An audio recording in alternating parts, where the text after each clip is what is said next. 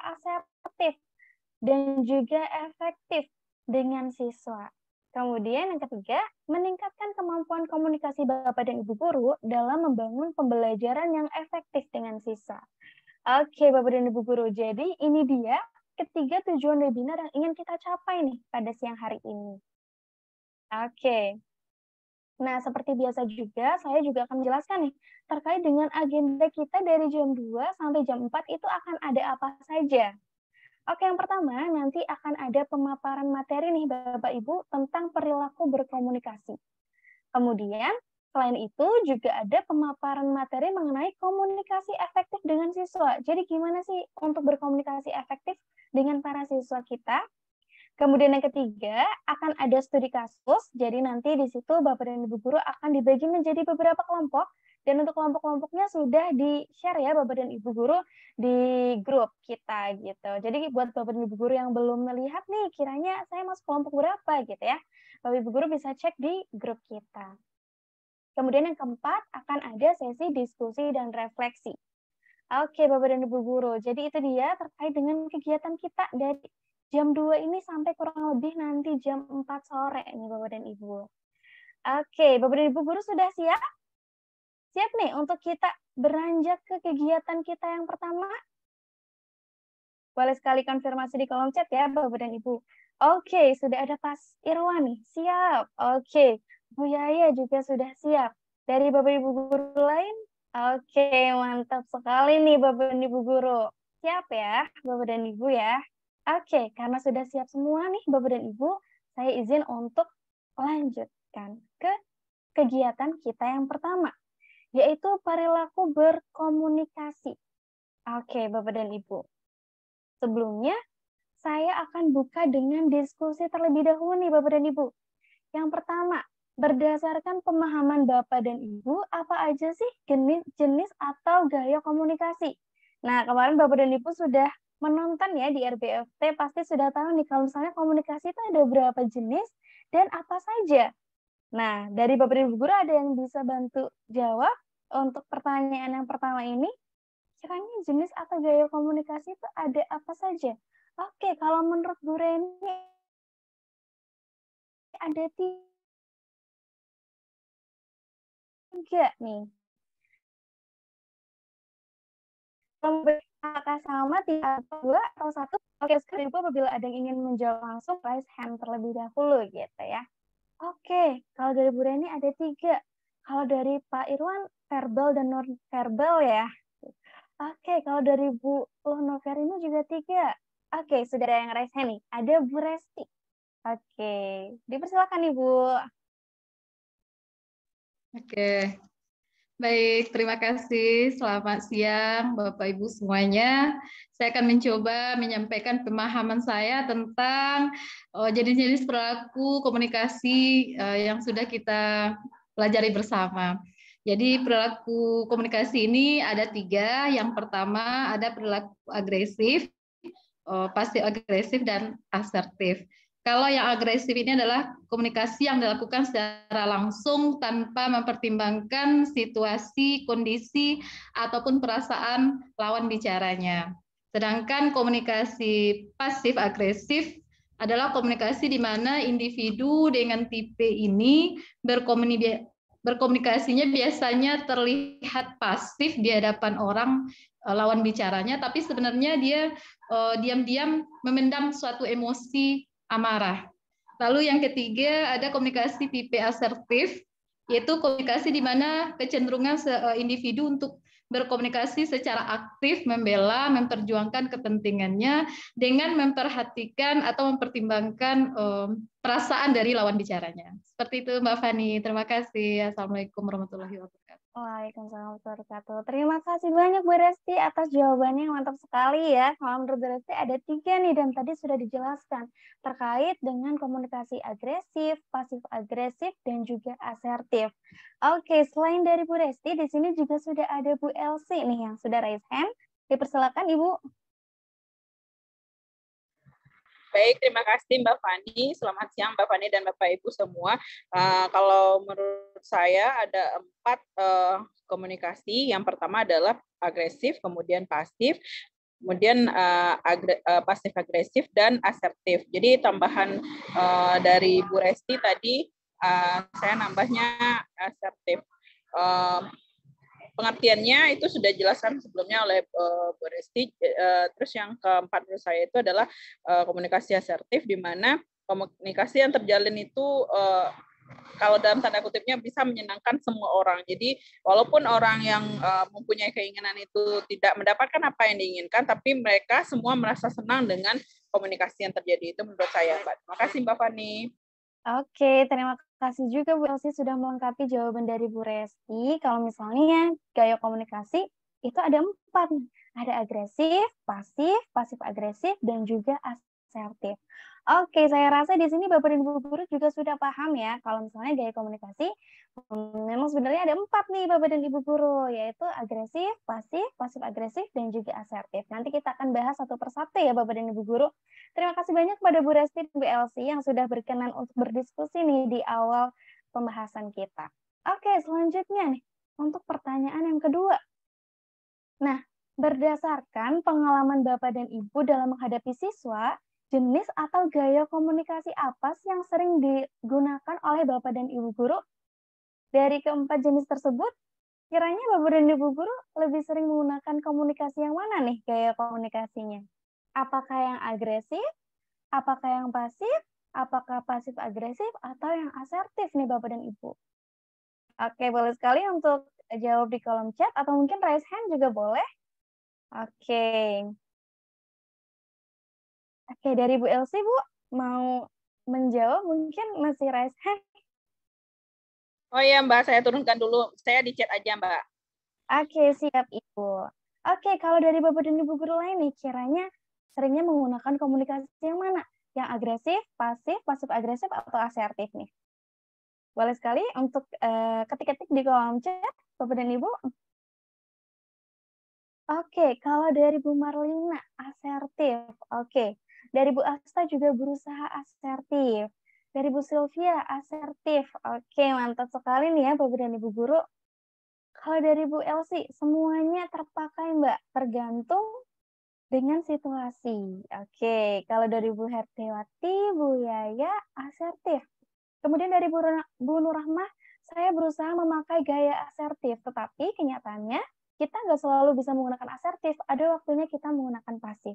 Oke, jadi lebih disesuaikan dengan kondisi, begitu ya Bu Nurrahmah ya. Oke, Bapak dan Ibu guru. Oh, masih ada, tambahannya dari Bu Yandriza juga tergantung situasi. Oke, Bapak dan Ibu guru, siap. Jadi di sini saya rasa Bapak dan Ibu guru juga sudah paham ya, kiranya apa saja nih gaya-gaya dari komunikasi. Dan Bapak dan Ibu guru juga bisa menganalisis atau menelaah nih gaya komunikasi yang biasanya sudah dilakukan oleh Bapak dan Ibu guru dalam sehari-harinya. Oke, Bapak dan Ibu. Nah, Bapak dan Ibu, sebelum kita masuk nih ke materi kita yang selanjutnya, di sini saya ingin mengajak Bapak dan Ibu guru untuk bermain true or false dalam komunikasi. Jadi seperti yang kita tahu ya Bapak dan Ibu, kalau misalnya komunikasi itu ada komunikasi verbal dan juga komunikasi non-verbal. Nah, di sini saya ingin mengajak Bapak dan Ibu guru untuk bermain true or false atau benar atau salah begitu. Siap Bapak dan Ibu guru? Siap nggak nih untuk bermain true or false? Siap. Oke. Siap. Nanti Oke, siap. Jadi Bapak dan Ibu guru nanti bisa jawab saja benar atau salahnya di kolom chat ya. Oke, karena sudah siap, saya izin untuk next slide-nya. Yang pertama, jadi ada statement kalau misalnya kontak mata merupakan contoh dari komunikasi verbal. Nah, ini apakah benar atau salah nih menurut Bapak dan Ibu guru? Dari Pak Irwan, salah. Oke, salah. Oke, masih satu suara nih Bapak dan Ibu guru. Kontak mata merupakan contoh komunikasi verbal. Oke, salah ya Bapak dan Ibu guru ya. Dan di sini saya belum menemukan jawaban yang berbeda. Di sini Bapak dan Ibu guru masih satu suara, yaitu salah. Adakah yang menganggap atau berpendapat untuk kontak mata itu komunikasi verbal itu benar loh? Oke, salah ya Bapak dan Ibu guru ya. Kita langsung buka saja nih jawabannya untuk statement yang pertama ini. Kontak mata merupakan contoh komunikasi verbal adalah Salah. Oke, benar sekali nih Bapak dan Ibu Guru ya. Untuk statement yang pertama, Bapak dan Ibu Guru kompak dan sudah benar semua. Oke, kita lanjut ke statement yang kedua, pernyataan yang kedua. Metode mengajar dan fasilitasi pasti melibatkan komunikasi verbal. Nah, untuk statement ini benar atau salah nih menurut Bapak dan Ibu Guru? Oke, metode mengajar dan fasilitasi pasti membutuhkan komunikasi verbal. Oke, sudah muncul jawaban, sudah lumayan banyak nih ya. Dan jawabannya benar. Oke, belum ada jawaban yang berbeda nih ya dari Bapak dan Ibu Guru ya. Masih benar semua. Oke, karena Bapak dan Ibu Guru juga satu suara nih di pernyataan yang kedua ini, kita langsung buka saja untuk jawabannya. Metode mengajar dan fasilitasi pasti membutuhkan komunikasi verbal adalah benar. Oke, mantap nih, keren sekali nih Bapak dan Ibu Guru. Oke, karena sudah benar semua nih ya Bapak dan Ibu Guru, kita lanjut nih ke pernyataan yang ketiga. Rapat antar guru pasti melibatkan komunikasi verbal. Nah, benar atau salah nih menurut Bapak dan Ibu Guru? Oke, jawabannya masih benar. Masih satu suara nih Bapak dan Ibu Guru. Oke, benar menurut Bapak dan Ibu Guru ya. Wah, sudah kompak sekali nih Bapak dan Ibu Guru ITF FKS fase 2. Karena Bapak dan Ibu Guru menjawab benar semua nih, kita langsung buka saja. Apakah jawabannya benar atau salah? Kita next. Nah, jawaban yang tepat adalah benar. Nah, di sini Bapak dan Ibu Guru sudah benar semua ya untuk statement yang rapat antar guru pasti melibatkan komunikasi verbal. Oke, kemudian untuk statement yang selanjutnya, melakukan high five atau toast dengan murid setelah lomba merupakan komunikasi nonverbal. Benar atau salah nih? Oke, jawabannya sudah mulai bermunculan nih di kolom chat dan masih satu suara juga ya Bapak dan Ibu Guru ya. Oke, jadi high five ini termasuk komunikasi nonverbal dan menurut Bapak dan Ibu Guru adalah benar gitu ya. Oke, kita langsung buka saja Bapak dan Ibu Guru untuk jawabannya. Nah, jawaban yang tepat adalah benar. Oke, Bapak dan Ibu Guru. Oke, Bapak dan Ibu Guru. Jadi ini dia terkait dengan kuis kita kecil-kecilan ya di depan ya, agar Bapak dan Ibu Guru semangat nih untuk mengikuti webinar kita di siang hari ini. Oke, nah karena sudah nih ya Bapak dan Ibu Guru, di sini karena kita sudah membahas tentang verbal dan nonverbal, kemudian apa sih itu verbal dan juga apa sih itu nonverbal? Mungkin dari Bapak dan Ibu Guru ada yang ingin bisa membantu menjelaskan Bapak dan Ibu terkait komunikasi verbal itu apa? Komunikasi nonverbal itu apa? Boleh sekali raise hand dari Bapak dan Ibu Guru. Adakah yang bisa membantu menjelaskan? Oke, Bu Elsie. Oke, Bu Elsie, dipersilakan. Baik, terima kasih Mbak. Kalau menurut saya, komunikasi verbal adalah komunikasi yang menggunakan kata-kata. Jadi ada pembicaraan di situ dan terjadi antara satu orang atau lebih. Sementara komunikasi nonverbal itu adalah komunikasi yang tidak melibatkan kata-kata, tapi tetap sampai makna dari komunikasi tersebut. Contohnya lirikan mata, kemudian high five tadi, terus menunjuk misalnya. Itu menurut saya, Mbak. Terima kasih. Oke, terima kasih banyak Bu Elsie atas penjelasannya yang mantap sekali dan mudah dimengerti tentunya. Jadi betul sekali Bu Elsie, terima kasih banyak sudah membantu menjelaskan. Untuk komunikasi verbal adalah komunikasi yang mana cara penyampaiannya itu paling umum. Yang mana komunikasi ini mengacu pada kata-kata yang diucapkan nih Bapak dan Ibu. Sedangkan pada komunikasi nonverbal, nah komunikasi nonverbal adalah komunikasi selain ucapan, yaitu bisa berbentuk seperti bahasa tubuh, kemudian gestur, ekspresi wajah, hingga postur. Nah, kemudian di sini ada pendapat nih Bapak dan Ibu Guru menurut Kabir tahun 2017, yang mana komunikasi verbal dan nonverbal itu saling melengkapi satu sama lain dalam membantu kita berinteraksi dan juga merespon orang lain. Nah, ini benar sekali ya Bapak dan Ibu Guru ya, kadang ada perkataan yang apabila tidak diikuti dengan ekspresi wajah yang mendukung gitu atau bahasa tubuh yang mendukung itu bisa bermakna lain gitu ya. Jadi untuk komunikasi verbal dan non-verbal ini saling melengkapi satu sama lain. Begitu Bapak dan Ibu guru. Oke, untuk komunikasi verbal dan non-verbal kita sudah selesai. Nah, kemudian di sini nih Bapak dan Ibu guru, seperti yang tadi juga sudah disebutkan nih oleh Bapak dan Ibu guru di awal, kalau misalnya gaya atau jenis komunikasi itu ada 4 ya ternyata ya Bapak dan Ibu guru ya.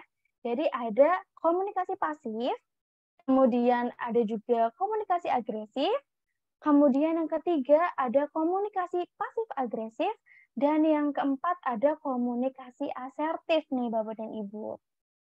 Oke, karena tadi juga saya rasa Bapak dan Ibu guru sudah paham ya mengenai gaya atau jenis komunikasi ini. Kiranya nih dari Bapak dan Ibu guru, ada yang bisa membantu saya nggak untuk menjelaskan apa sih itu komunikasi pasif?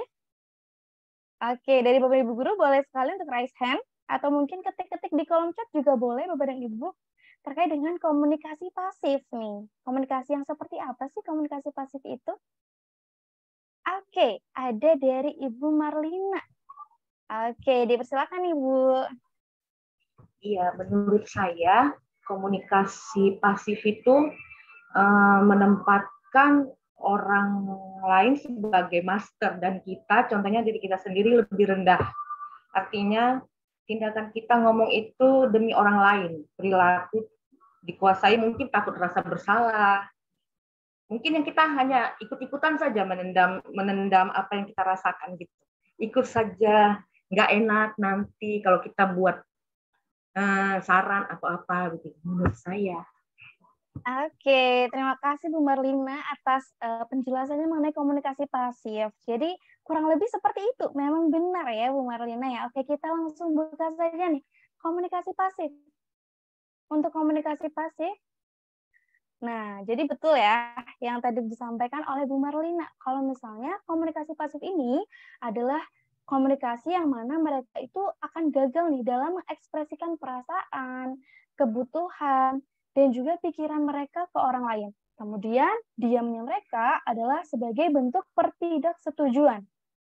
Yang mana dengan komunikasi pasif ini membiarkan orang lain itu menebak dan juga menilai dirinya.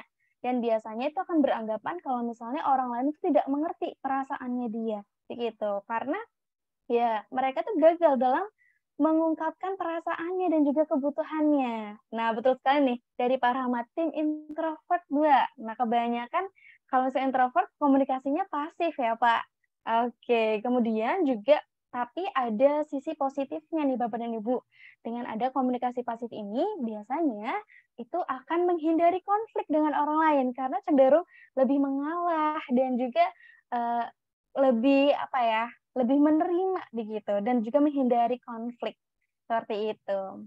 Oke, kemudian namun ada akibat-akibatnya nih Bapak dan Ibu dari komunikasi pasif.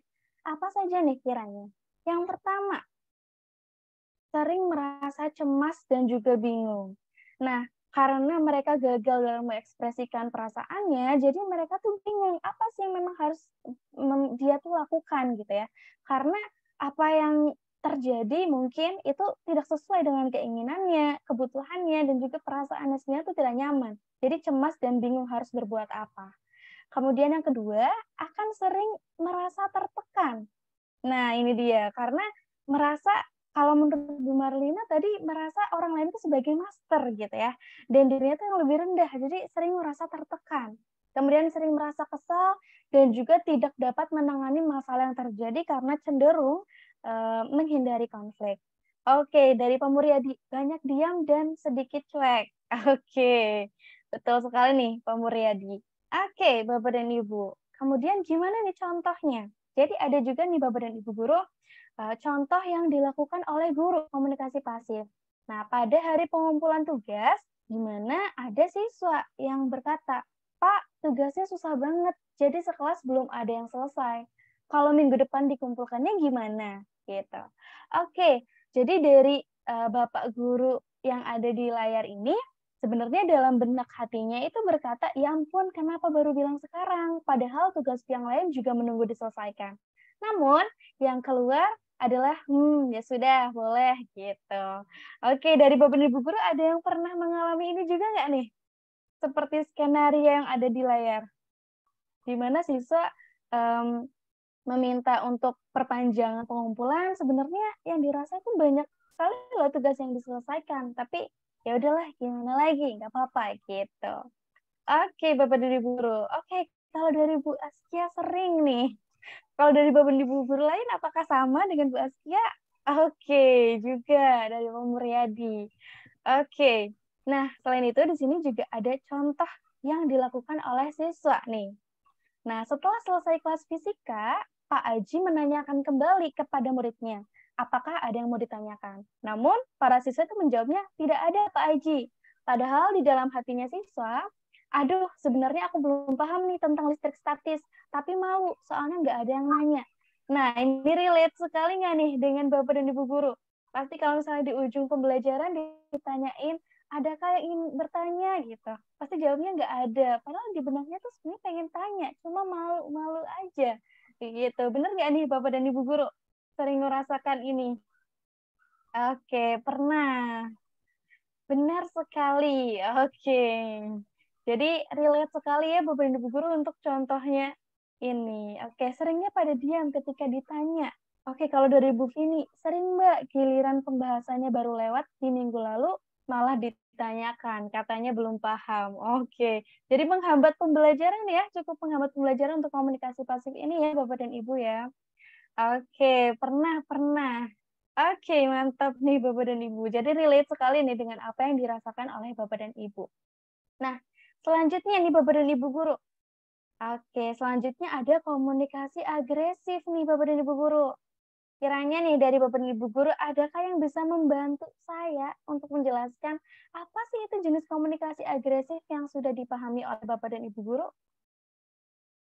Oke, adakah dari Bapak dan Ibu Guru boleh sekali untuk raise hand untuk menjelaskan komunikasi agresif itu komunikasi yang seperti apa gitu. Oke, ada dari Bapak dan Ibu Guru?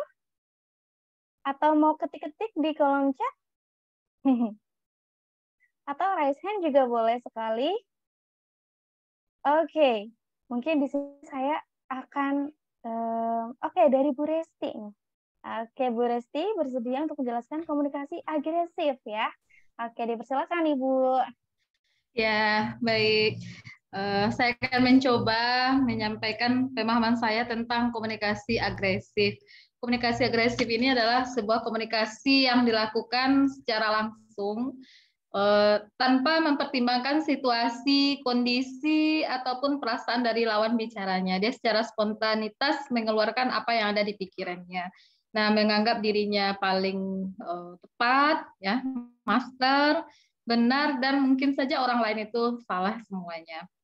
Selain itu, komunikasi agresif ini terkadang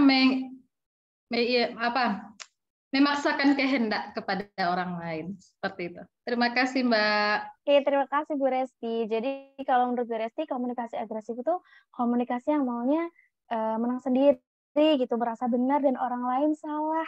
Begitu ya Bu Resti ya. Oke, terima kasih banyak Bu Resti. Nah, di sini juga Bapak dan Ibu Guru menambahkan di kolom chat, kalau misalnya komunikasi agresif itu komunikasi yang maunya menang sendiri, Mbak. Kemudian belak-belakan. Dari Pak Muryadi, otoriter. Kemudian dari Bu Sylvia, komunikasi yang mendominasi dan memaksakan kehendak pada orang lain. Kemudian dari Pak Rahmat, pasti ada aja tipe orang seperti itu di sebuah lembaga. Oke. Kemudian dari Bu Laili, komunikasi yang diungkapkan secara terbuka. Dan dari Pak Asra, merasa lebih utama. Oke, Bapak dan Ibu Guru. Jadi kurang lebih Bapak dan Ibu Guru melengkapi penjelasan dari Bu Reski ya, yang mana penjelasannya jadi semakin lengkap dan mudah dipahami gitu. Dari Bu Yandrisa juga kalau komunikasi ini merasa paling benar. Kemudian dari Bu Vini juga perilaku agresif lebih ke ego yang besar tanpa peduli terhadap orang lain. Oke, kemudian dari Bu Asta juga maunya jadi pemimpin, tidak mau mengalah. Oke, wah keren-keren sekali nih Bapak dan Ibu Guru ITF FKS fase 2 ya. Jadi oke, kita buka saja nih untuk penjelasannya. Untuk komunikasi agresif ini betul sekali nih Bapak dan Ibu guru. Jadi berusaha mendominasi dan juga mengendalikan orang lain untuk mencapai kebutuhan diri sendiri tanpa mempertimbangkan kebutuhan orang lain. Jadi lebih egois begitu ya Bapak dan Ibu guru ya. Kemudian mereka itu cenderung menyalahkan, kemudian cenderung mengintimidasi, mengkritik, mengancam, dan atau menyerang orang lain dengan kata-kata yang diucapkan. Biasanya kata-kata yang sering diucapkan adalah kamu tuh salah, saya tuh benar, begitu. Itu yang sering diucapkan. Oke, kemudian akibatnya dari komunikasi agresif ini adalah yang pertama, menjadi terasing dari dan juga mengasingkan orang lain. Karena sikapnya yang egois, kemudian membuat orang lain itu merasa terintimidasi, begitu ya. Jadi ngerasa terasing dan juga mengasingkan orang lain. Ditakuti juga nih sama orang lain, begitu. Kemudian yang kedua, pesan itu tidak tersampaikan dengan baik dan tepat karena caranya itu kurang tepat begitu ya Bapak dan Ibu. Jadi pesannya kadang tidak tersampaikan dengan baik. Kemudian yang ketiga, menimbulkan ketakutan dan juga kebencian pada orang lain. Dan yang keempat, sulit melakukan introspeksi diri karena merasa dirinya itu paling benar. Baik, jadi dari tadi penjelasan Bapak dan Ibu guru sudah lengkap sekali ya dan sudah bisa menjelaskan nih komunikasi agresif itu seperti apa. Nah, di sini ada contohnya nih Bapak dan Ibu guru, di mana ada Pak Bintoro meminta siswanya mengerjakan soal latihan di halaman 46 buku paket. Setelah 1 jam berlalu, belum ada siswanya mengumpulkan juga. Ternyata mereka mengerjakan bagian A dan B, padahal bagian B akan dikerjakan pada pertemuan selanjutnya. Kemudian Pak Bintoro berkata, loh, kenapa kalian mengerjakan soal bagian B juga? Kalau saya lupa ya kasih tahu. Seharusnya kalian bisa berpikir sendiri dong. Mana mungkin saya kasih tugas sebanyak itu. Oke, ini adalah contoh komunikasi agresif yang dilakukan oleh Pak Bintoro. Nah, selain itu nih, Bapak dan Ibu guru, ada juga contoh yang dilakukan oleh siswa. Nah, di mana ada Pak Syahrul baru saja mengumumkan nilai tugas kimia. Kevin protes karena merasa nilai yang diberikan oleh Pak Syahrul tidak sesuai dengan apa yang sudah dia kerjakan. Dengan melakukan itu, ia berharap bisa mendapatkan nilai yang lebih tinggi. Jadi, Kevin berkata kepada Pak Syahrul, Pak Syahrul, saya kan sudah mengerjakan tugasnya sesuai instruksi Bapak. Kenapa nilai saya hanya 60? Pasti ada yang salah nih Pak dengan penilaiannya. Jadi berusaha mengintimidasi Pak Syahrul karena merasa dirinya benar dan terdapat kesalahan pada Pak Syahrul. Nah, kalau Bapak dan Ibu guru pernah nggak nih menemukan siswa dengan tipe komunikasi yang seperti ini? Yang mana dia merasa benar dan protes nih nilainya hanya 60 gitu. Apakah pernah Bapak dan Ibu menjumpai siswa dengan komunikasi agresif seperti ini? Oke. Pernah. Oke, sering, Mbak. Oke, pernah. Bahkan wali muridnya yang memprotes, Mbak. Wah, malah wali muridnya ya, Bapak. Oke, jadi Bapak dan Ibu guru pernah merasakan hal ini juga ya. Dan hampir semuanya mungkin bisa dibilang nih di kolom chat ramai sekali. Oke, Bapak dan Ibu guru. Selanjutnya kita akan membahas tentang komunikasi pasif agresif nih. Nah, dari Bapak dan Ibu guru ada yang bisa membantu saya untuk menjelaskan apa sih itu komunikasi pasif agresif? Oke, boleh sekali untuk raise hand Bapak dan Ibu guru. Atau mungkin bisa bantu melengkapi nih ya Bapak dan Ibu guru menjelaskan di kolom komentar. Adakah dari Bapak dan Ibu guru yang ingin menjelaskan komunikasi pasif agresif seperti apa? Kalau tadi yang pertama kita sudah membahas pasif, kemudian yang kedua sudah membahas agresif, kemudian yang ketiga pasif agresif nih, campuran dari keduanya nih. Oke, dari Bapak dan Ibu guru ada yang bisa? Oke, dari Bu Maria. Sudah raise hand, silakan Ibu. Kalau untuk pasif agresif ya Mbak ya? Iya, betul. Jadi kalau pasif agresif itu sebenarnya dia mendam nih, tapi sebenarnya maaf, sebenarnya dia nolak tapi nggak ngomongkan. Akhirnya dia ngomongnya di belakang kayak gitu. Itu sih kalau contohnya dari saya. Betul sekali Bu Maria. Jadi kurang lebih kalau menurut Bu Maria itu apa yang diinginkannya dengan yang keluar dari ucapannya itu berbeda Begitu ya, Bu. Kemudian ngomongin nih di belakang ternyata gitu. Oke, terima kasih Bu Maria atas penjelasannya. Kemudian di sini ada juga nih menurut Bu Yandriza, pasif agresif sebenarnya nggak setuju, tapi nggak mau menyampaikan karena cemas akibatnya. Oke. Kalau Pak Muryadi, pasif agresif itu seperti pendendam. Oke. Kalau Bu Resti, individunya terlihat pasif di hadapan orang-orang, tetapi diam-diam mereka memendam amarah, tidak berani menyampaikan karena takut dengan konsekuensi. Oke. Kemudian dari Bu Sylvia, tidak setuju, tapi tidak menyampaikan. Oke, mantap sekali nih Bapak dan Ibu Guru. Hebat-hebat sekali ya dalam menjelaskan komunikasi pasif agresif ini. Oke, kemudian ada lagi dari Bu Elsi, bermuka dua, Mbak. Oke, Bapak dan Ibu. Jadi kita langsung buka saja ya untuk definisi pasif agresif ini. Nah, untuk komunikasi pasif agresif ini adalah apa yang dibicarakan umumnya berbeda dengan apa yang dirasakan, diinginkan, dan juga dipikirkan. Dan itu sudah tergambar ya dengan penjelasan dari Bapak dan Ibu Guru, baik itu Bu Maria maupun yang ada di kolom chat juga sudah menambahkan. Kemudian, gestur tubuh juga bertolak belakang nih dengan perasaan sebenarnya atau faking. Dan yang ketiga, sering digunakan untuk mengekspresikan perasaan secara terselubung. Nah, ada akibatnya nih Bapak dan Ibu Guru dari komunikasi pasif agresif ini. Yang pertama adalah terasing dari orang-orang sekitar karena orang-orang sekitar sudah menganggap kalau dirinya itu fake begitu ya. Atau ya begitulah sukanya ngomongin di belakang atau tidak sesuai dengan kenyataan gitu. Kemudian terjebak dalam posisi tidak berdaya karena tidak mampu mengekspresikan keinginan dan juga pikirannya secara langsung. Kemudian, hanya dapat meluapkan kekesalan tanpa menyelesaikan masalah yang sebenarnya terjadi. Oke, kemudian nih, di sini sudah ada Bu Vini menambahkan, contohnya menunda-nunda pekerjaan atau tugas dan membuat kesalahan dengan sengaja. Wah, betul sekali nih ya, Bu Vini ya. Oke, nah Bapak dan Ibu Guru, saya rasa juga di sini Bapak dan Ibu Guru sudah paham ya terkait dengan komunikasi pasif agresif. Kita langsung buka saja nih untuk contohnya. Nah, di sini ada contoh yang dilakukan oleh guru. Nah, jadi ada Bapak guru yang menyampaikan kalau misalnya kalau anak-anak tidak mau mengumpulkan tugas tidak masalah, bukan saya ini yang rugi gitu. Padahal dalam hatinya atau dalam benaknya adalah sebenarnya kalau mereka tidak mengumpulkan tugas nanti saya juga nih yang kena. Semoga mereka sadar ya, saya bilang begitu supaya mereka mengumpulkan. Jadi benar-benar bertolak belakang dengan apa yang dirasakannya dengan apa yang terucap seperti itu. Kemudian untuk contoh yang selanjutnya, pasif agresif yang dilakukan oleh siswa. Jadi ada nih Pak Ido memberikan tugas mengenai sifat-sifat poloid dan cara pembuatannya dalam bentuk video. Format tugas ini tergolong baru dan juga cukup berat untuk diselesaikan dalam jangka waktu ditentukan oleh Pak Ido.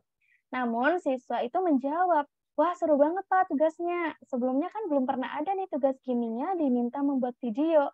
Dikumpulkannya dalam waktu 1 minggu lah, begitu. Padahal dalam benak hatinya para siswa sudah materinya susah dimengerti, tugasnya ribet lagi. Gimana nih caranya bisa selesai dalam waktu 1 minggu? Nah, jadi ini Bapak dan Ibu Guru terkait contoh-contoh komunikasi pasif agresif. Nah, selanjutnya adalah komunikasi asertif nih, Bapak dan Ibu. Oke, ada yang bisa membantu menjelaskan nih Bapak dan Ibu komunikasi asertif adalah komunikasi yang seperti apa? Boleh sekalian untuk raise hand, Bapak dan Ibu Guru. Oke, adakah dari Bapak dan Ibu Guru yang berkenan menjelaskan terkait komunikasi asertif ini? Nah, kalau bisa dibilang ya, Bapak dan Ibu, komunikasi asertif ini adalah komunikasi yang diidam-idamkan ya oleh setiap orang nih. Dan tadi Bapak dan Ibu Guru juga bilangnya sudah menjalankan komunikasi aktif. Komunikasi asertif komunikasi yang seperti apa? Kalau menurut Pak Muryadi, komunikasi asertif itu adalah komunikasi yang demokratis. Oke, kalau Bapak dan Ibu Guru lain, kalau dari Bu Marlina, terbuka dan juga jujur. Oke, dari Bu Elsie, komunikasi yang menyenangkan. Oke. Wah, mantap-mantap sekali nih ya Bapak dan Ibu Guru ya. Dari Bu Asta, terbuka namun menimbang perasaan lawan bicara. Oke, kemudian dari Bu Noviarini, terbuka terhadap kritik dan saran.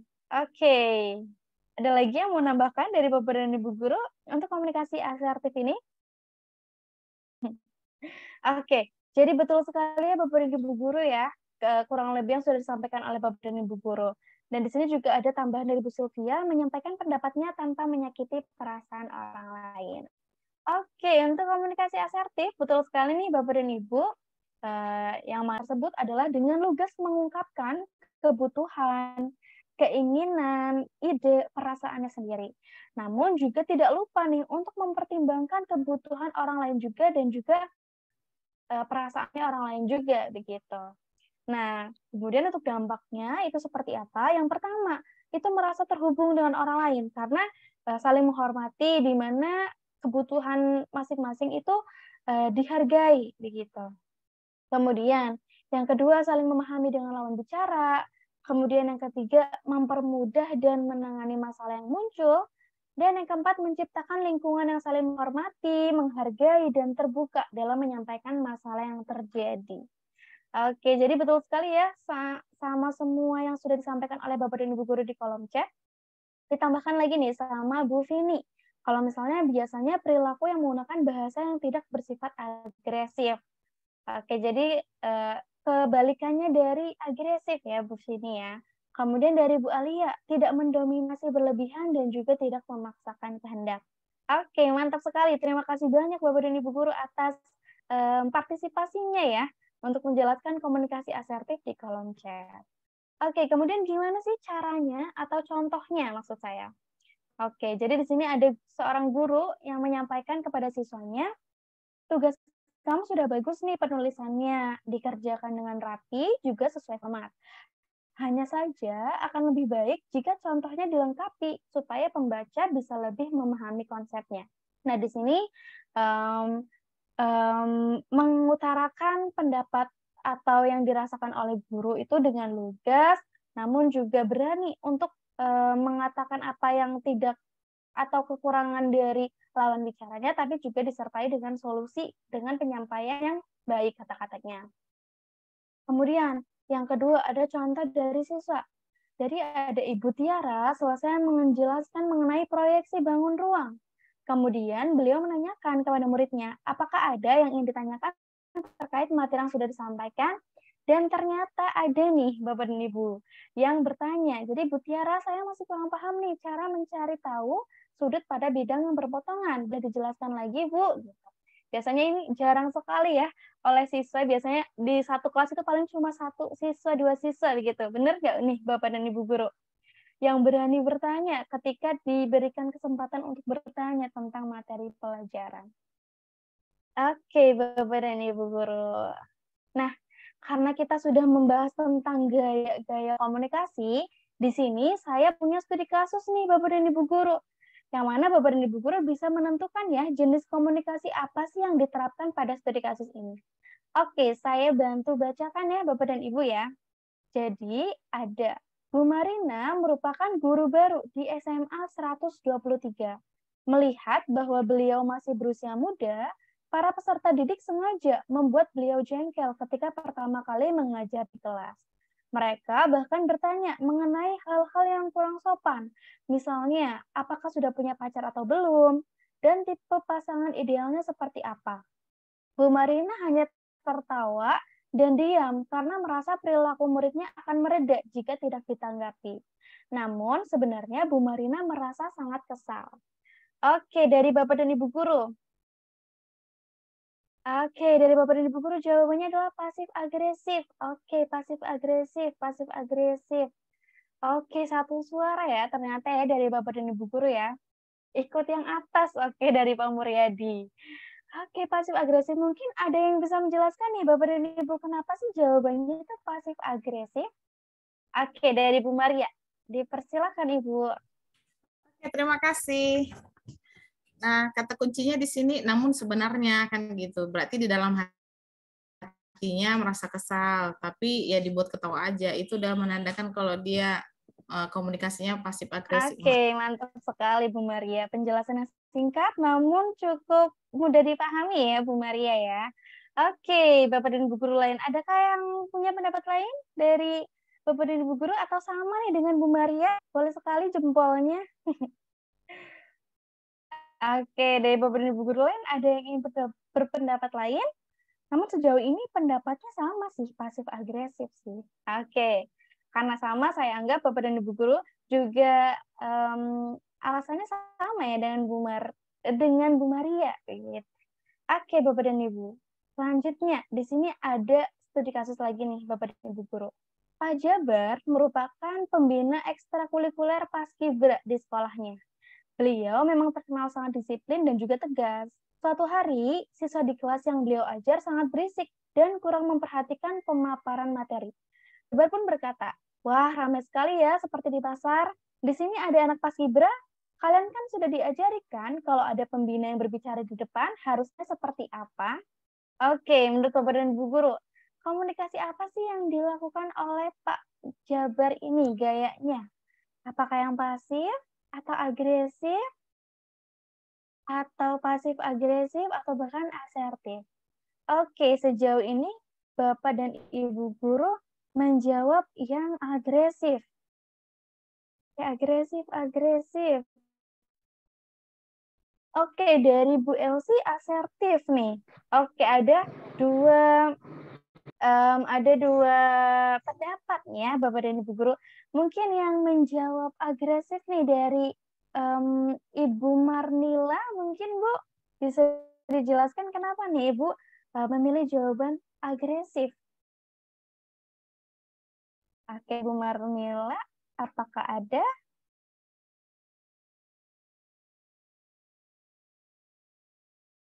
Oke, ternyata ada yang berbeda pendapatnya, Bapak dan Ibu guru ya. Mungkin bisa disertai alasannya nih Bapak dan Ibu guru kenapa memilih yang agresif. Atau dari Ibu, oke, dari Bu Elsi. Baik, Bu Elsi. Baik, Silakan, Mbak. Ibu. Terima kasih. Alasan saya memilih komunikasi asertif adalah Pak Jabar tidak langsung mengeluarkan kata-kata yang memancing atau kata-kata provokasi seperti wah kamu ribut sekali, kenapa ribut sekali, seperti itu. Jadi tidak kalau ini saya tangkap nada bicaranya masih santai gitu. Wah, ramai ya seperti di pasar. Sini ada anak Paskibra, berarti beliau mengingatkan nilai-nilai yang ada di Paskibra tersebut sehingga siswa sadar dengan apa yang sudah mereka lakukan dan menyenangkan gitu menegurnya, Mbak, tidak ngegas gitu kalau bahasa anak sekarang. Gitu menurut saya. Terima kasih, Mbak. Oke, terima kasih Bu Elsi. Jadi Bu Elsi memilih asertif karena merasa di sini Pak Jabar itu memberikan nasihat dengan enak gitu ya, dengan tidak kata-kata yang tidak terlalu mendominasi dan mengintimidasi begitu ya. Namun nih menurut Bapak dan Ibu guru lain, oke, dari Bu Maria setuju, dari Pak Rahmat juga setuju. Oke, kemudian dari jawaban yang agresif nih, Bapak dan Ibu guru, adakah yang mau membantu menjawab nih? Kiranya kenapa nih? Kok Bapak dan Ibu guru memilih yang agresif? Oke, dari Bu Vini, mungkin Bu Vini.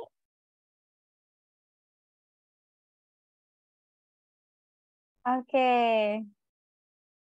Apakah ada Bu Vini? Oke, kalau menurut Bu Marnila, karena tidak ada pendapat yang disampaikan, Mbak. Oke. Kalau menurut Bapak dan Ibu guru lain yang menjawab agresif, apakah sama nih dengan Bu Vini di jalan? Baik, Bu, tidak apa-apa. Oke, kalau menurut Bu Vini, agresif. Kalau menurut Bu Nur Rahmah, agresif karena menghakimi tanpa menanyakan dulu pada siswa kenapa mereka ramai, kemudian langsung sepihak. Oke, nah Bapak dan Ibu guru. Namun di sini ada juga nih jawaban yang berbeda nih ya, Bapak dan Ibu guru, dari Ibu Asta, pasif agresif nih Bu Asta. Oke, boleh sekali Bu, mengapa nih Bu Asta memilih pasif agresif?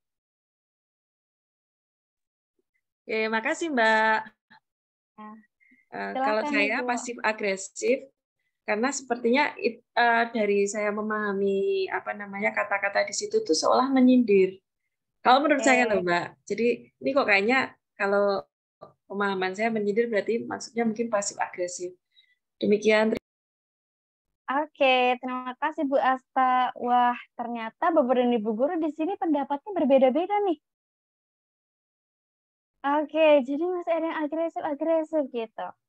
Oke, kalau yang saya tangkap sih ya, Bapak dan Ibu guru, di komunikasi ini sih cenderung untuk mendominasi dan juga menyalahkan, begitu betul sekali nih kata Bu Marlina dan juga Bu Resti. Mungkin kita bisa lihat nih ya, kebenarannya apabila disertai dengan komunikasi nonverbalnya. Itu mungkin penangkapannya akan berbeda-beda ya, Bapak dan Ibu guru ya. Untuk verbal dan non-verbal itu harus saling berkaitan satu sama lain. Mungkin kalau misalnya tadi saya ucapkan dengan lembut gitu ya, jadi akan terkesan itu asertif begitu. Tapi apabila diucapkan dengan suara yang lantang dan suara yang mana disertai dengan gaya-gaya non-verbal yang mendominasi begitu ya, itu akan cenderung agresif begitu Bapak dan Ibu guru. Jadi balik lagi nih ya Bapak dan Ibu guru. Iya, betul. Jadi balik lagi nih, tinggal lihat body language-nya seperti apa. Memang seperti ini jadi terkesan rancu ya, Bapak dan Ibu ya. Untuk asertif atau agresif nih sebenarnya. Tinggal dilihat saja nih nanti untuk komunikasi non-verbalnya seperti apa. Oke, Bapak dan Ibu guru. Terima kasih Bapak dan Ibu guru atas pendapat-pendapatnya nih. Malah jadi insight baru. Tadinya saya yakin kalau misalnya komunikasi ini komunikasi yang agresif, tapi jadi goyah nih dengan pendapat Bapak dan Ibu guru. Oke, jadi betul tergantung non-verbalnya ya Bapak dan Ibu guru ya. Oke, nah selanjutnya nih Bapak dan Ibu guru, di sini akan ada tips komunikasi asertif bagi guru. Jadi ada tipsnya nih. Yang pertama adalah gunakan iMessage. Nah, iMessage ini apa? Jadi iMessage itu adalah kata-kata yang disampaikan itu berfokus terhadap apa yang kita lakukan, bukan orang lain yang lakukan gitu. Misalnya ada siswa yang telat. Nah, Bapak Ibu guru tuh tidak berkata kalau misalnya kamu tuh ya telat gitu. Tapi lebih ke mengacu ke diri kita sendiri gitu. Misalnya Bapak nggak suka ya kalau misalnya kamu tuh telat begitu. Jadi lebih menggunakan kata-kata yang berfokus pada apa yang kita lakukan, bukan orang lain lakukan. Kemudian yang selanjutnya, pertahankan kontak mata. Nah, kontak mata ini penting ya Bapak dan Ibu guru dalam berkomunikasi, yang mana juga itu sebagai bentuk menunjukkan ketertarikan dan juga sebagai bentuk menghormati nih dengan lawan bicaranya. Oke, kemudian yang ketiga, beranikan diri menyatakan hal yang kurang mengenakan nih Bapak dan Ibu guru. Untuk bisa berkomunikasi asertif, untuk bisa menyampaikan apa yang kita rasakan dan apa yang kita inginkan, Bapak dan Ibu guru harus mulai berani menyatakan hal yang kurang mengenakan. Namun bisa juga nih Bapak dan Ibu guru dengan menambahkan solusi-solusinya apabila ada hal-hal yang kurang mengenakan tersebut. Jadi terkesannya akan lebih halus nih ya Bapak dan Ibu guru. Kemudian yang keempat, percaya diri. Nah, percaya diri itu juga penting sekali nih Bapak dan Ibu guru untuk menerapkan komunikasi asertif agar lebih efektif lagi nih komunikasi yang terjalin antara Bapak dan Ibu guru dengan para siswa. Jadi ini dia Bapak dan Ibu guru untuk keempat tips melakukan komunikasi asertif. Kemudian nih di sini ada juga nih Bapak dan Ibu guru untuk contoh komunikasinya. Nah, di sini ada Bapak merasa kecewa ya ketika mengetahui kalian mengerjakan ujian dengan tidak jujur. Bapak ingin kalian lebih percaya diri dengan kemampuan masing-masing dan mempersiapkan diri dengan matang sebelum mengikuti ujian ya. Nah, di sini Bapak gurunya itu berfokus kepada apa yang mereka rasakan dan apa yang mereka rasakan ibaratnya. Tidak mengintimidasi terhadap apa yang lawan bicara itu lakukan. Jadi lebih berfokus pada apa yang dirasakan oleh kita, begitu. Kemudian berani menyampaikan apa ketidakkesukaannya, kemudian juga diberikan dengan solusi-solusinya, begitu, Bapak dan Ibu. Kemudian ada contoh lain di sini, anak-anak, Bapak atau Ibu ingin laporannya dikumpulkan besok pukul 10 karena memerlukan waktu yang cukup banyak untuk memeriksa dan menilainya. Apakah ada yang keberatan?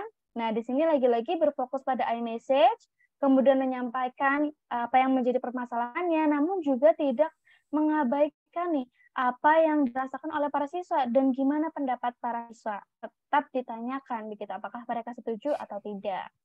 Kemudian untuk contoh yang ketiga, untuk kali ini Bapak atau Ibu dapat menoleransi keterlambatan kamu yang sampai 30 menit ini. Karena kamu ada kuis yang harus diikuti. Tapi besok-besok jangan diulangi lagi ya, karena hal ini dapat mengganggu kegiatan pembelajaran. Oke, Bapak dan Ibu guru, itu dia untuk contoh-contoh komunikasi asertif pada guru. Nah, Bapak dan Ibu guru, sebelum kita beranjak nih ke materi yang selanjutnya, yaitu berkomunikasi efektif kepada siswa, sejauh ini apakah ada yang ditanyakan dari Bapak dan Ibu guru terkait dengan gaya komunikasi? Oke, dari Pak Rahmat Lukman. Baik, Pak, dipersilakan, Bapak. Terima kasih, Mbak Fani. Selamat siang, Bapak Ibu semuanya. Saya sering sekali mengalami kejadian mungkin yang seperti yang tadi Mbak Fani rasakan, yaitu ketika mungkin tadi Mbak Fani memberikan salah satu kasus dan Mbak Fani sudah berasumsi bahwa kayaknya ini, tapi tiba-tiba ketika diskusi para Bapak Ibu itu terlontarkan, akhirnya ternyata masuk juga kayak gini. Itu saya sering alami di kejadian di kelas gitu kan. Ketika saya menampilkan sebuah studi kasus, kemudian saya sudah yakin banget jawabannya ini. Ternyata siswa terus aktif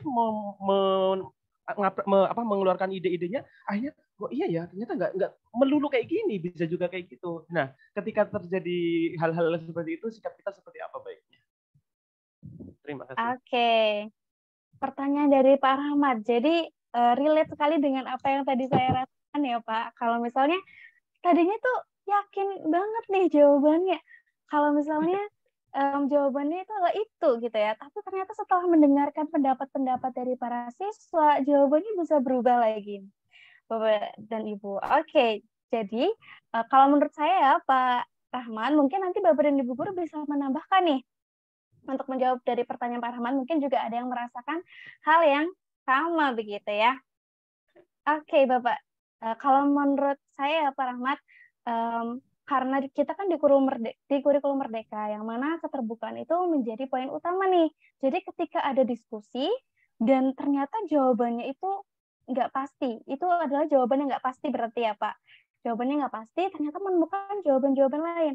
Seperti saya pernah dengar nih, ada pepatah yang bilang, kalau misalnya untuk menemukan angka 10, itu kan nggak harus melulu 5 plus 5, begitu. Ada bisa 8 plus 2, atau 3 plus 7, gitu. Jadi akan ada banyak cara untuk bisa menemukan jawaban yang tepat, seperti itu, Pak Ahmad. Oke, kalau menurut Bapak dan Ibu guru lain, mungkin ada yang bisa menambahkan nih, untuk Bapak dan jawaban dari Pak Ahmad, gitu. Oke, adakah yang mungkin merasakan hal yang sama gitu? Selagi nilainya itu tidak pasti seperti matematika gitu ya Pak, mungkin bisa diterima saja nih Pak, karena memang itu yang diinginkan dari kurikulum kita yang sedang berjalan ini gitu. Oke.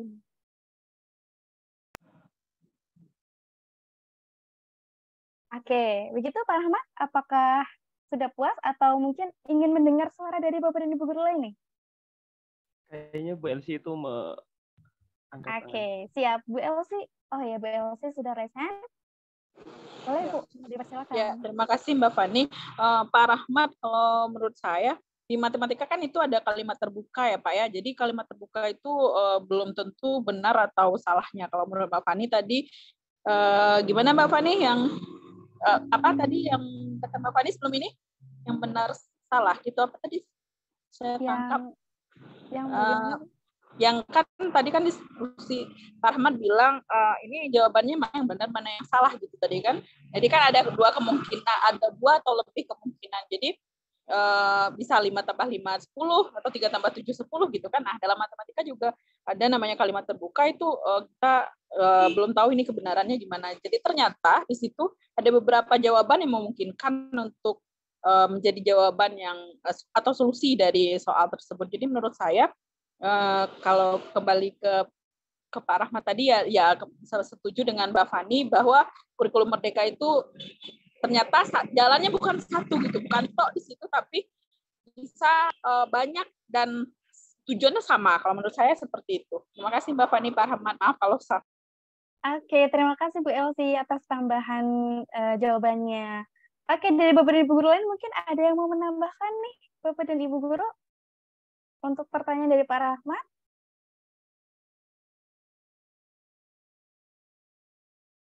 Oke, jadi intinya mungkin bisa saya tarik kesimpulan ya Bapak dan Ibu. Kalau misalnya, oke, ada Bu Maria, kalau ingin tahu kebenarannya bisa diuji Pak, begitu.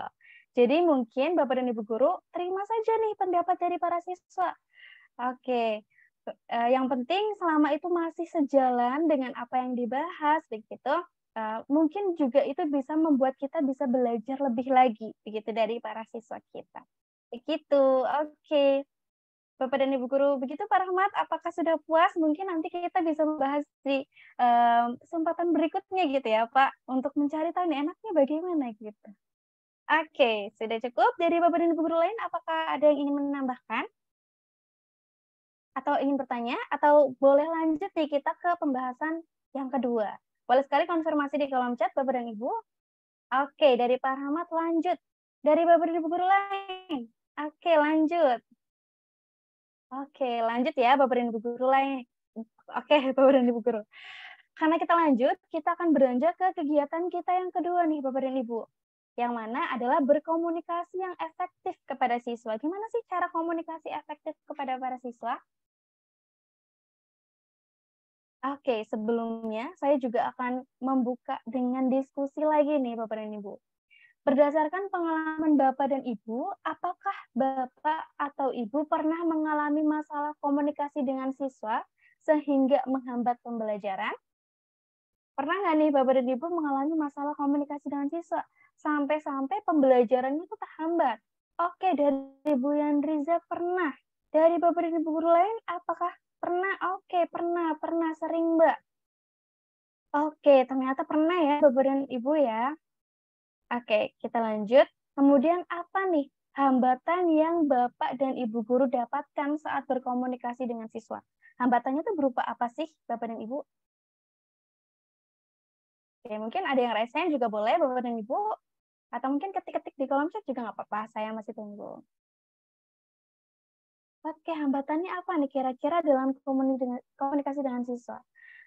Kalau kemarin sempat ada nih yang sharing di grup ya, kalau misalnya siswanya tuh kurang terbuka begitu ya. Ditanyain apa kendalanya itu, ternyata siswanya juga nggak jawab begitu ya, Bapak dan Ibu. Kalau Bapak dan Ibu guru lain, apakah sama hambatannya? Atau oke, dari Bu Maria. Dipersilakan Ibu. Yang biasa mungkin ya Mbak, mungkin terkadang karena pada pelajaran matematika itu kan mungkin terlalu tegang atau ada ini dia mungkin kurang paham, jadinya cari perhatian gitu. Cari perhatian, ganggu-ganggu teman, ngusilin teman. Nah, pada kita di awal sudah buat kesepakatan. Itu dia. Jadi bisa jadi dia kurang perhatian atau karena saking jenuhnya jadi gangguin teman. Nah, itu jadi mengganggu pembelajaran gitu, Mbak. Oke, siap Bu Maria. Jadi lebih ke usil ya siswanya, mengganggu pembelajaran teman lain ketika sudah jenuh belajar matematika. Oke, kalau dari Bu Yandriza, siswanya pasif, Mbak. Kemudian dari Bu Elsie, maksud komunikasinya nggak sampai Mbak, guru mau A, siswa menerjemahkan B. Jadi miskomunikasi ya, bisa dibilang seperti itu ya Bu Elsie ya. Oke, kemudian dari Bu Alia, biasanya hambatannya mereka tidak fokus mendengarkan. Jadi ketika saya berbicara seperti angin lalu bagi mereka, Mbak. Oke, jadi tidak mendengarkan para siswanya.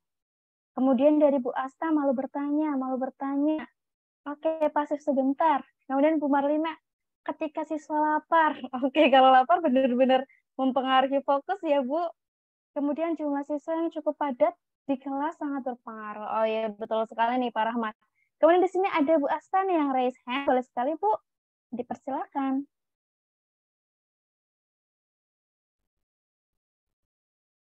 Oke, halo Bu Asta. Apakah mau menyampaikan sesuatu? Oke, Bagaimana Bu Asta, apakah ada kendala? Oke, saya next dulu ya ke Bu Vini di sini. Kadang bahasa-bahasa baku seperti saya jelaskan, mereka kurang mengerti, jadi saya harus mencari penjelasan. Oke, jadi lebih ke penggunaan kata-kata yang baku begitu ya, Bu Vini. Ke dalam bahasa daerah itu biasanya kendala yang saya alami. Oke, siap Bu Vini. Oke, dari Bu Asta, apakah jadi Bu, apakah kepencet raise hand-nya? Oh ya, terima kasih Mbak. Tadi putus-putus, mungkin Mbak Fani sudah bicara apa, tapi saya belum mendengar. Jadi kalau di tempat saya malah gini Mbak, kadang anak-anak ketika saya tanya, ada yang mau bertanya gitu, masih diem aja. Nanti giliran ada teman yang maju ke depan, jadi mereka nanyanya itu di meja. Oh, gitu. Terus yang lain ikut nimbrung, seperti itu. Yang sering kejadian di tempat saya Mbak. Oke, baik. Jadi lebih ke sebenarnya tuh mereka ingin tanya cuma malu gitu ya mendapatkan perhatian dari teman-teman sekelasnya begitu ya Bu. Jadi lebih suka untuk bertanya ke mejanya Ibu di malah nimbrung bareng teman-teman yang lain. Oke, Bapak dan Ibu. Oke, di sini ada Bu Resti, raise hand, dipersilakan Bu. Oke, terima kasih Bapak dan Ibu. Di sini saya ada 2 hambatan. Yang pertama, ketika menanyakan masalah apakah siswa sudah paham, ada pertanyaan, itu yang saya dapati siswanya kayaknya asal Ibu senang.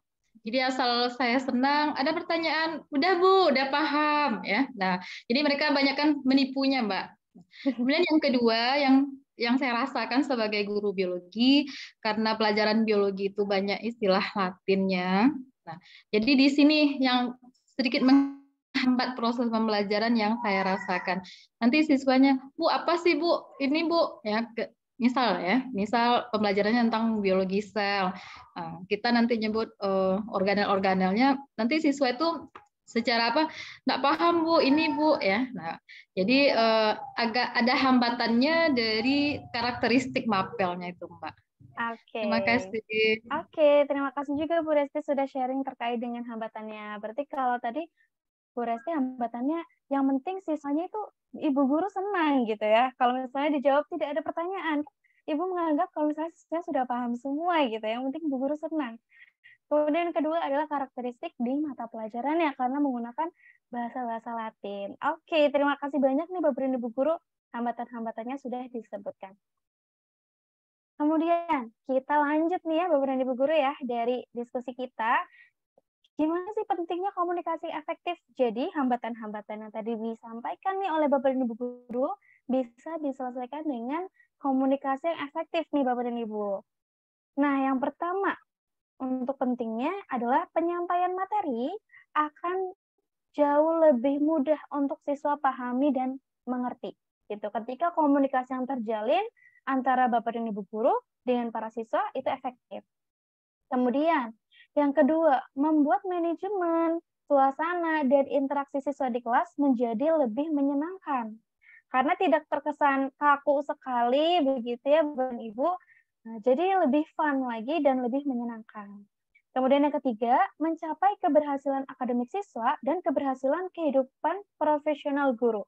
Nah, ketika komunikasi yang terjalin efektif, pemahamannya para siswa itu bisa dicapai dengan baik, yang mana akademiknya mereka akan meningkat dan kehidupan profesional Bapak dan Ibu guru pun juga akan dianggap berhasil gitu ya dalam mendidik mereka para siswa.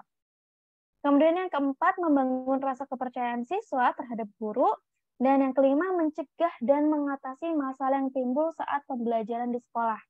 Jadi ini dia Bapak dan Ibu guru, mengapa sih komunikasi yang efektif itu penting gitu. Karena benar-benar bisa menunjang pembelajaran Bapak dan Ibu guru, terus menimbulkan trust atau engagement siswa kepada Bapak dan Ibu guru itu kuat gitu ya. Dan juga akan menghindari masalah-masalah atau yang mungkin timbul nih dalam pembelajaran. Oke, kemudian komunikasi efektif. Nah, ini dia Bapak dan Ibu guru. Jadi, komunikasi efektif ini adalah sebuah keterampilan yang dapat dipelajari. Jadi mungkin nih Bapak dan Ibu guru ada yang merasa, Mbak, saya lebih cenderung kepribadiannya introvert nih. Jadi komunikasinya saya kayaknya nggak bisa efektif nih, karena cenderung pasif atau bagaimana gitu. Jadi perlu kita pahami terlebih dahulu nih Bapak dan Ibu guru, kalau misalnya komunikasi efektif itu adalah sebuah keterampilan yang dapat dipelajari. Nah, kemudian bagaimana nih untuk memulainya?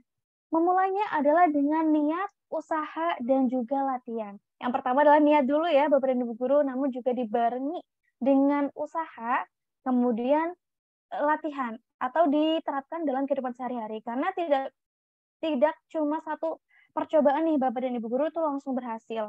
Gitu. Jadi perlu beberapa latihan atau beberapa kali percobaan untuk menerapkan komunikasi yang efektif ini. Nah, komunikasi yang efektif itu ada kunci utamanya nih Bapak dan Ibu Guru, yaitu bidik. Nah, B-nya adalah bicara yang efektif, D-nya adalah dengarkan yang efektif, dan I-nya adalah selidiki yang efektif. Nah, kita akan bahas satu persatu nih Bapak dan Ibu Guru. Nah, bicara yang efektif. Jadi kita kan tadi sudah berbicara mengenai gaya komunikasi yang asertif ya Bapak dan Ibu Guru.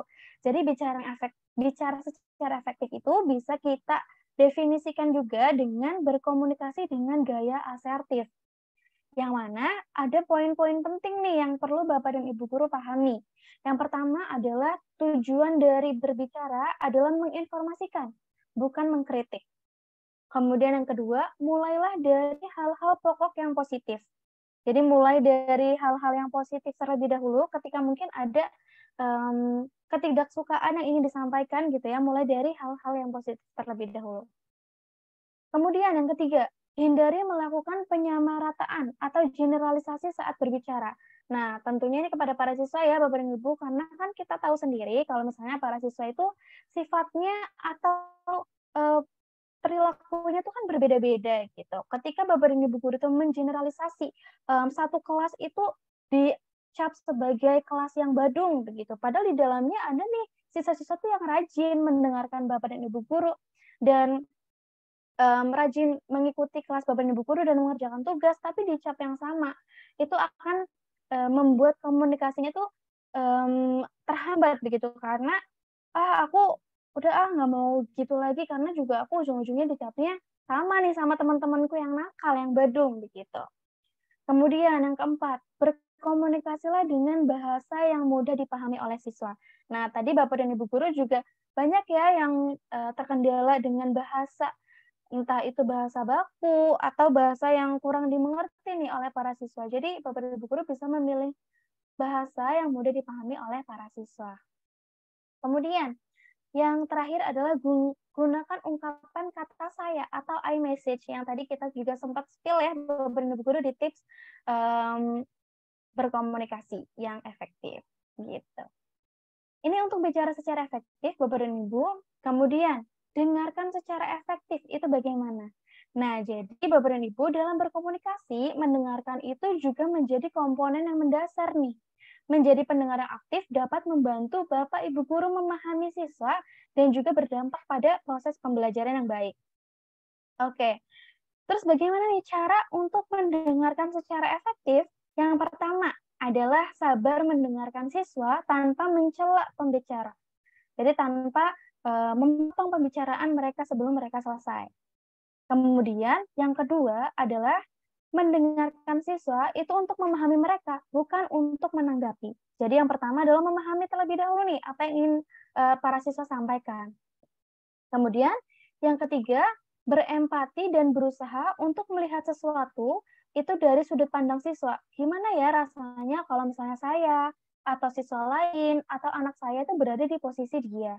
Begitu. Kemudian yang keempat adalah memahami hal yang disampaikan oleh siswa bukan berarti menyetujui. Jadi kita berusaha untuk berempati, tapi bukan berarti itu tuh untuk menyetujui apa yang disampaikan. Kalau misalnya kenyataannya itu sebaliknya seperti itu, Bapak dan Ibu. Nah, seperti yang kemarin juga sudah dibahas ya oleh pembicara kita di webinar sosial di minggu lalu, ada yang namanya attending behavior. Jadi gimana sih untuk attending behavior? Bapak dan Ibu Guru masih ingat nggak attending behavior itu apa? Ada yang masih ingat? Boleh sekali untuk ketik-ketik di kolom chat atau mungkin raise hand. Attending behavior itu apa sih yang kemarin sudah disampaikan oleh Bu Yofi pada webinar sosial minggu lalu? Ada yang masih ingat Bapak dan Ibu?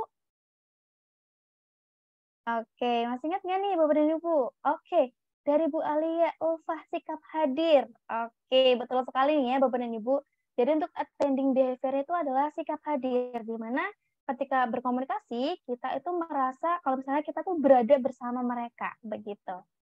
Kemudian bagaimana nih untuk menerapkan attending behavior? Nah, kemarin juga sempat disebutkan juga nih oleh Bu Yofi, kalau ada solar. Yang pertama adalah squarely, atau hadapi siswa dengan postur yang setara. Kemudian O-nya adalah open, atau postur keterbukaan. Jadi Bapak dan Ibu guru bisa menghindari menyilangkan tangan atau melipat kaki gitu ya, karena itu akan cenderung menunjukkan kalau misalnya Bapak dan Ibu guru itu menutup diri terhadap lawan bicara. Kemudian yang ketiga, lean atau mencondongkan badan ke arah lawan bicara. Gitu. Kemudian yang E-nya eye contact, yaitu kontak mata atau menunjukkan ketertarikan. Dan R-nya tuh relax, bersikap natural, yang mana suasananya nyaman. Jangan membuat gerakan-gerakan itu yang bisa mendistraksi pembicaraan dari lawan bicara, Bapak dan Ibu. Karena mereka akan merasa kalau misalnya, saya punya salah apa ya nih, kok kelihatannya lawan bicara saya itu bertindak tidak nyaman nih, gitu. Jadi ini dia Bapak dan Ibu guru untuk bersikap hadir dalam mendengarkan aktif. Nah, selain dari attending behavior, juga ada BLS nih. Kemarin juga sempat disebutkan juga ya Bapak dan Ibu guru oleh Bu Yofi. Jadi, untuk BLS sendiri adalah kemampuan dasar dalam mengajar, yang mana untuk mencari tahu penyebab perilaku siswa baik itu online maupun offline.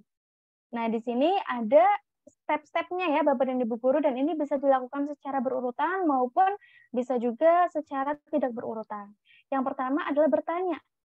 Bertanya terlebih dahulu kepada para siswa terkait dengan pertanyaan terbuka maupun tertutup. Kemudian yang selanjutnya adalah mendorong, jadi menunjukkan ketertarikan kepada siswa dan mendorong mereka itu untuk menjelaskan atau menceritakan lebih lanjut. Kemudian memparafrase dari informasi yang sudah disampaikan oleh para siswa. Kemudian yang keempat adalah mendengar reflektif, yaitu menenangkan situasi. Kemudian yang kelima adalah merangkum, jadi merangkum fakta-fakta yang disampaikan, perasaannya, dan juga alasan.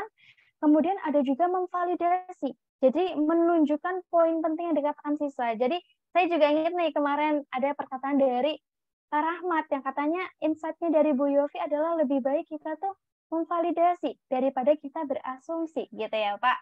Betul ya Pak? Oke, jadi seperti itu. Jadi ada validasi. Kemudian yang terakhir ada mengklarifikasi atau memastikan pemahaman guru dan juga menghilangkan kebingungan. Nah, ini dia Bapak dan Ibu guru terkait dengan attending behavior dan juga BLS atau basic listening sequence. Nah, selanjutnya setelah sudah nih kita berbicara dengan efektif, kemudian mendengarkan dengan efektif, ada juga kita selidiki dengan efektif nih Bapak dan Ibu guru. Yang mana di tahap ini Bapak dan Ibu guru bisa memahami secara cerdas. Kemudian di sini juga Bapak dan Ibu guru bisa mengkonfirmasi kepada siswa hal-hal yang telah dipahami oleh guru apakah sudah tepat atau belum nih dengan apa yang disampaikan oleh para siswa. Jadi biar tidak terdapat miskomunikasi. Jadi adanya konfirmasi lagi. Kemudian yang ketiga, bersikap terbuka untuk koreksi atau berdiskusi dengan siswa. Dan yang keempat, guru dapat menjelaskan secara rinci terkait dengan solusi atau hal-hal yang dapat membantu siswanya agar dapat memahami yang diharapkan keduanya secara tepat. Oke, Bapak dan Ibu guru, itu dia untuk bidik atau bicara secara efektif, dengarkan secara efektif, dan juga selidiki secara efektif untuk bisa berkomunikasi secara efektif dengan para siswa nih, Bapak dan Ibu guru. Oke, Bapak dan Ibu guru. Nah, sebelum kita lanjut nih ke studi kasus terkait dengan bidik atau terkait dengan komunikasi efektif nih dengan para siswa. Dari Bapak dan Ibu guru, adakah yang ingin ditanyakan? Adakah dari Bapak dan Ibu guru? Oke, boleh sekali untuk konfirmasi di kolom chat. Oke, ada dari Pak Rahmat nih ternyata. Oke, dipersilakan Pak. Terima kasih Mbak Fani. Mungkin ini pengalaman yang beberapa kali saya rasakan di kelas. Dan karena kebetulan memang sekolah kami belum menerapkan kurikulum merdeka, jadi mungkin saya belum tahu terobosan-terobosannya kayak gitu. Jadi saya mengajar ekonomi, jadi di beberapa bab gitu kan, kalau tetap mengacu ke buku atau mengacu ke modul yang ada, terkadang ada beberapa hal yang terkesan kalau terus disampaikan itu kayak sesuatu yang kayak memang benar-benar nggak terlalu urgent gitu. Tapi di tuntutan kurikulum tetap harus disampaikan. Nah, kadang kita mau menyampaikan pun kayak rasa siswa nanti perlu mengetahui ini atau enggak. Kadang-kadang ada bertanya kayak gitu. Nah, kalau misal keadaannya seperti ini, baiknya seperti apa? Oke, terima kasih banyak Pak Rahmat atas pertanyaannya. Jadi kalau dari Pak Rahmat itu ngerasa kalau karena sekolah Pak Rahmat itu belum menerapkan kurikulum merdeka ya, jadi ada beberapa bab yang dirasa itu tidak perlu disampaikan pada para siswa gitu ya Pak. Namun ada lebih nih tepatnya tuntutan di dari bagian dalam satu bab itu kan ada beberapa poin-poin yang rasanya terlalu kayaknya terlalu nggak penting banget untuk disampaikan ke siswa. Oke, jadi ada bagian dari bab tersebut yang kurang penting gitu ya untuk disampaikan para siswa. Namun ada tuntutannya nih, ternyata untuk bisa menyampaikan kepada para siswa. Oke, Bapak dan Ibu guru, mungkin di sini nih dari Bapak dan Ibu guru yang sudah menerapkan kurikulum merdeka, mungkin adakah solusinya di Bapak dan Ibu guru? Boleh sekali Bapak dan Ibu guru untuk membantu menjawab. Oke, dari Bu Maria. Oke, Bu Maria, silakan Ibu. Sebenarnya apa yang dilakukan Pak Rahmat itu sudah menuju ke kurikulum merdeka. Gini. Jadi itu semua materi itu tidak harus selalu semua diajarkan, tetapi tergantung dari dari apa sih bahasanya? Aku kalau untuk berbahasa agak sulit ini Mbak, karena matematika angka semua. Lebih ke Pasifik ini, mana yang lebih di apa ya bahasanya? Esensial. Iya, lebih ke ini ke siswanya atau lebih ke sekolahnya gitu. Jadi kayak contoh matematika nih. Nah, matematika ini kan banyak ini materi. Nah, di bagian mana yang lebih runtut ke kejurusannya, nah itu yang dibahas gitu dia. Mana yang lebih ke ininya. Jadi bukan berarti memang kita harus menghilangkan, enggak. Tapi kita harus meneliti dulu apakah memang itu materi sudah cocok ke sekolah kita atau ke siswa kita. Kalau belum, ya nggak apa-apa lanjut. Ya, tapi kalau masih ada waktu misalkan ini ada waktu luang, materi kita udah habis. Nah, itu bisa Bapak ajarkan kembali. Nah, seperti itu. Terima kasih. Oke, terima kasih Bu Mari atas jawabannya. Jadi, secara tidak disadari sebenarnya apa yang dilakukan oleh Pak Rahmat itu sudah menerapkan kurikulum merdeka, di mana disesuaikan lagi nih dengan kebutuhan siswa dan juga kebutuhan sekolahnya, begitu ya Bu Maria ya. Oke, mungkin dari Bapak. Oke, terima kasih Bu Maria. Oke, dari Bapak dan Ibu guru lain mungkin ada yang mau menambahkan nih untuk membantu menjawab pertanyaan dari Pak Rahmat? Adakah dari Bapak dan Ibu guru? Oke, kalau dari Pak Rahmat sendiri, bagaimana Pak tanggapannya? Ya, kayaknya setuju dengan Bu Maria tadi. Jadi lebih memilah-milah materi yang esensial itu, kemudian kita sampaikan ke siswa yaitu biar lebih efisien waktu. Oke, begitu ya Pak Rahmat ya. Berarti sudah menemukan jawabannya ya Pak. Oke, Pak Rahmat. Jadi bisa mulai untuk dicari tahu terlebih dahulu ya terkait materi-materi yang bisa dibutuhkan oleh para siswa dan juga sekolah gitu. Oke, Bapak dan Ibu guru. Selain Pak Rahmat, ada yang ingin ditanyakan dari Bapak dan Ibu guru yang lain? Atau bisa lanjut nih Bapak dan Ibu guru? Boleh banget ya konfirmasi di kolom chat. Oke, dari Bu Elsie pas Mbak. Oke, dari Bapak dan Ibu guru lain? Apakah ada yang mengganjal dan ingin ditanyakan atau lanjut saja? Oke, lanjut ya Bapak dan Ibu ya, karena kita sudah lumayan sore nih ya Bapak dan Ibu. Oke, biar juga nanti Bapak dan Ibu bisa diskusi lama nih ya di breakout room-nya gitu ya, jadi kita lanjut saja. Nah, di sini Bapak dan Ibu guru. Oke, di sini Bapak dan Ibu guru akan dibagi menjadi beberapa kelompok nih. Untuk kelompoknya sudah saya bagikan ya Bapak dan Ibu di grup WhatsApp kita. Kemudian Bapak dan Ibu guru diminta untuk mendiskusikan studi kasus yang diberikan. Nah, untuk diskusi dilakukan selama 20 menit. Nanti kalau misalnya ada waktu, boleh sekali untuk extend 5 menit ya Bapak dan Ibu. Kemudian, dari grup-grup tersebut, salah satu guru diminta menuliskan hasil diskusinya di dalam Google Docs atau Microsoft Word juga nggak apa-apa. Kemudian untuk rangkuman hasilnya, dikirimkan ke email itf.fks2@gmail.com. Begitu Bapak dan Ibu guru, apakah sudah siap nih untuk ke breakout room-nya? Oke. Boleh sekali konfirmasi Bapak dan Ibu di kolom chat. Oke, siap ya Bapak dan Ibu guru ya. Karena sudah siap nih ya Bapak dan Ibu guru. Kita ini dia untuk pembagian kelompoknya. Dan setelah ini Bapak dan Ibu guru akan diarahkan ke breakout room-nya.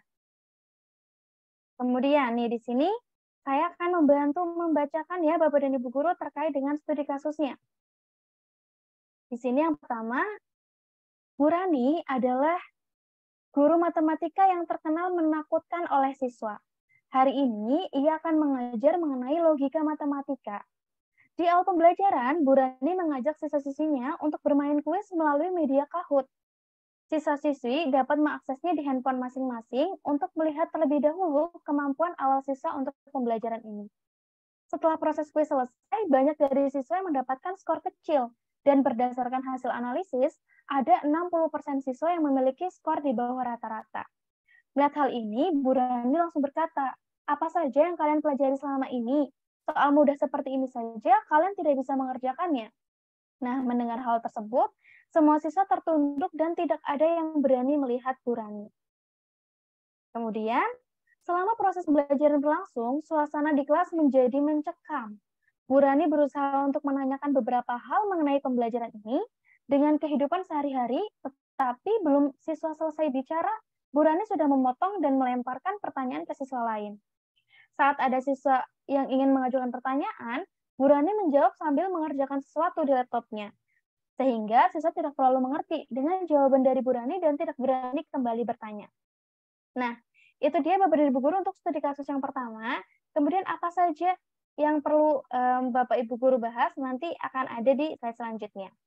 Kemudian untuk studi kasus yang kedua, di sini adalah Pak Ibrahim adalah seorang guru matematika nih Bapak dan Ibu.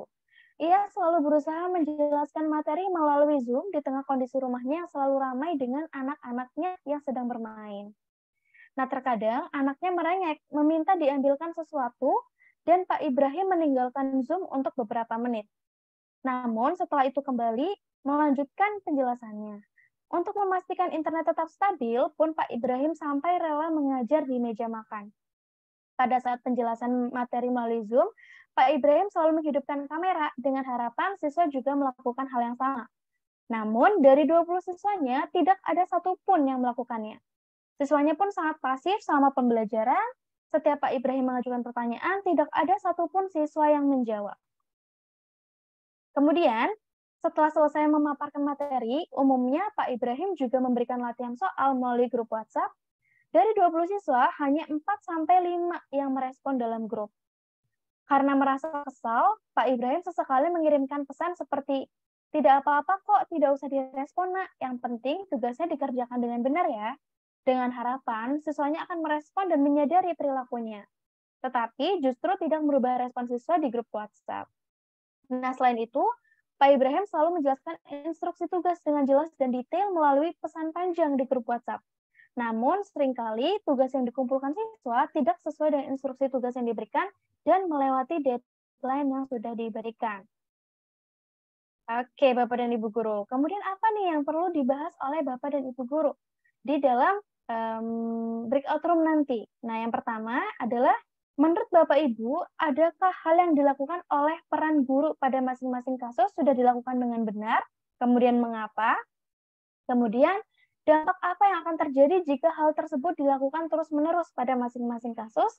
Dan yang ketiga adalah berikan solusi yang paling efektif untuk masing-masing studi kasus tersebut. Oke, Bapak dan Ibu Guru, itu dia untuk studi kasusnya, kemudian pertanyaan-pertanyaan yang akan dibahas nih Bapak dan Ibu Guru di breakout room, dan juga untuk kelompoknya, sejauh ini apakah ada yang ingin ditanyakan? Oke, dari Pak Ari, izin live mau izin sholat dulu. Baik Pak, tidak apa-apa.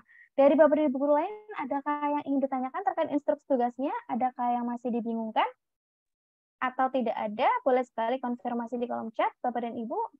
Tugasnya panjang, Pak. Bagaimana Pak Muryadi? Tugasnya panjang, Pak. Maaf kurang jelas, Pak. Ya, tugasnya panjang sekali. Oh, tugasnya panjang sekali. Oke, jadi nanti disediakan juga nih Bapak dan Ibu di ini ya, di kolom chat nanti akan ada Google Docs-nya, di mana di situ Bapak Ibu Guru bisa membaca ulang. Jadi seperti biasa ini tugasnya studi kasus ya Bapak dan Ibu Guru. Jadi lumayan panjang sih gitu. Oke, Bapak dan Ibu. Selain itu, adakah yang ingin ditanyakan dari Bapak dan Ibu Guru? Lanjut ya, Bapak dan Ibu ya. Oke, karena untuk mempercepat diskusi nih Bapak dan Ibu, Kak Gita, apakah breakout room-nya sudah siap? Sudah siap, Mbak Fani. Oke, karena sudah siap, maka sesi diskusinya akan dibuka ya Bapak dan Ibu Guru, dipersilakan menuju breakout room-nya masing-masing. Oke, izin sholat dulu, Mbak Fani. Baik, Pak Astra, tidak apa-apa. Oke, untuk waktu diskusinya 25 menit ya, Bapak dan Ibu Guru, 20 sampai 25 menit. Oh ya, ini mohon maaf kepada Bapak dan Ibu Guru dengan name-nya Gerardus Lokeswara. Kiranya ini dengan Bapak atau Ibu siapa ya? Boleh sekali untuk diganti Bapak atau Ibu nama Zoom-nya.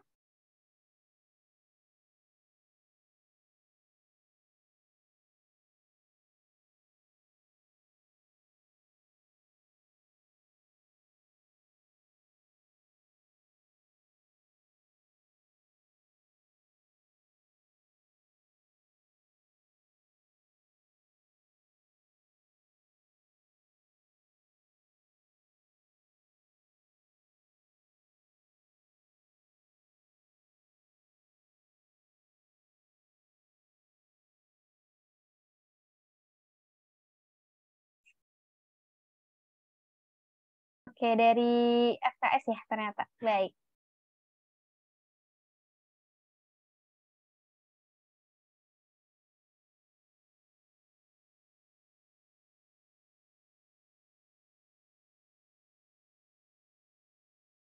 Di sini masih ada Ibu Luh Noviarini. Apakah bisa Bu bergabung ke breakout room-nya? Kemudian Bu Septarina.